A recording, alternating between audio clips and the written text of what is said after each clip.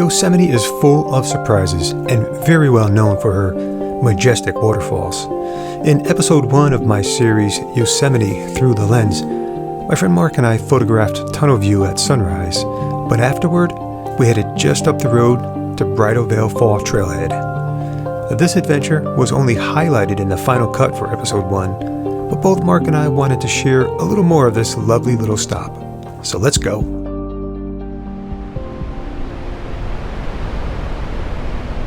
Standing at Tunnel View's iconic Overlook, the whole valley seems to fall at your feet. El Cap, Half Dome, and Bridalveil make up this 3-part photogenic treat. Just a mile or two down Moja Road, you can find a place to park, then follow the trail through the ponderosa pines, the trees with the puzzle-like bark. At the base of this ancient and stately fall, you can't help but wonder how this all came to be. Deity or geology, either way, this valley is a paradise and on that we can all agree.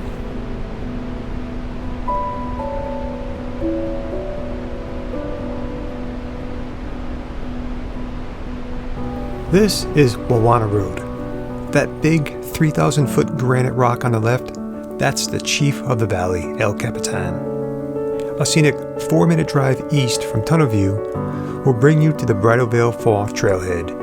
And this is often the first waterfall visitors see when entering Yosemite Valley. Unlike Yosemite Falls, Bridalveil flows all year with peak flow in May. We're heading down into the valley. We just had to stop. We had to stop and take this in. Bridalveil Falls. This is the Bridalveil Fall parking lot. The trail was actually closed for a rehabilitation project, which we weren't aware of at the time. And since no work was actively going on this early in the morning, we did explore the trail somewhat. Bridalveil Fall's name derives from the veil-like appearance of the fall when the area's frequent winds blow the mist sideways. This phenomena also figures in the Native American name for that fall. They called it Pohono, meaning spirit of the puffing wind.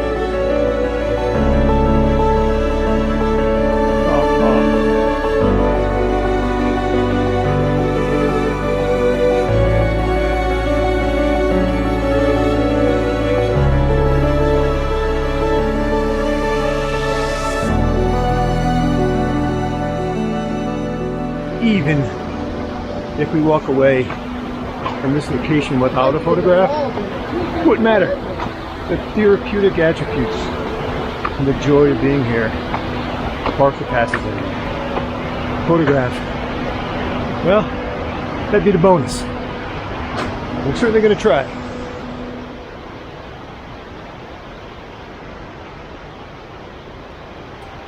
We spent a few minutes photographing in this lovely space, then proceeded on towards the base of the falls. This whole section must be part of the rehabilitation project, as you'll see in a moment. But first, what is Mark looking at? Well, as it turns out, he's inspecting the work for what will eventually be a new rail system. See, the thing is, Mark was a welder, so his eye naturally gravitates to this sort of thing. Anyway, back to the falls. According to Yosemite.com, the best time to visit Bridalveil Fall is early spring. However, even a modest rainfall brings this waterfall back to life. Although you can't really see it, we're getting pretty wet right now from the fall's mist, but it felt refreshing, even on a cloudy day like this. Not so great for photography, as your lens will experience the mist and you'll have created blurry images. But there are tricks to the trade which we'll share here in a moment. Welding, cutting. We should, for the record, just say that Mark was a welder for most of his life. So he is inspecting some of the work we see right here. And I'm not impressed. And he's not impressed. Yeah. So, for the books. Back to our dilemma with the mist on lenses. The trick is to compose your shot as you normally would, then wipe the lens clean and dry and cover it with a lint-free cloth. Set a 2-second timer, press go, and remove the cloth, allowing time for camera shake. It's a good idea to review your images here. Zoom in and check for sharpness and water spots. Shutter speed plays a huge role in how you tell your story when it comes to waterfalls, so play around a little. While I chose more textures in the falling water, Mark went with a smooth, softer look for his image.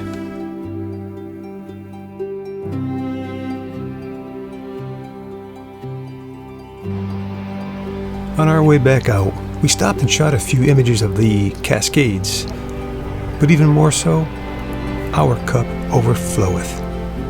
It's the simple things in life.